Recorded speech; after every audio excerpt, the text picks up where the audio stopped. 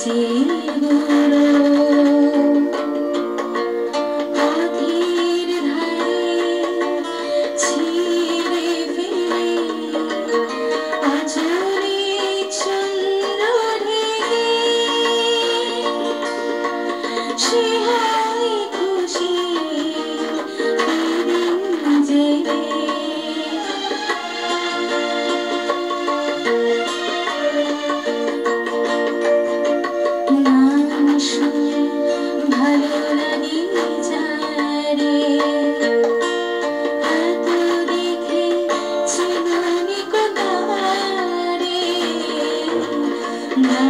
আসলে ভালো লাগে যারে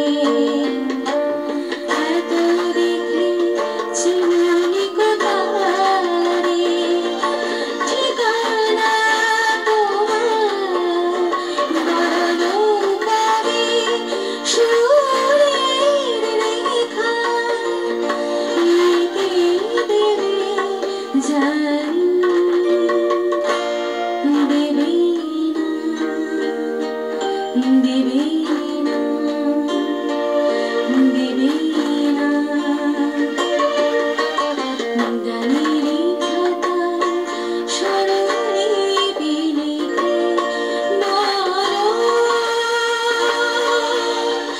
কি হবে জীবন খাতায় ছিন্ন পাতায় শুধু বেহিসাবি করে রবে গানের খাতায় স্মরণলিপি লিখে।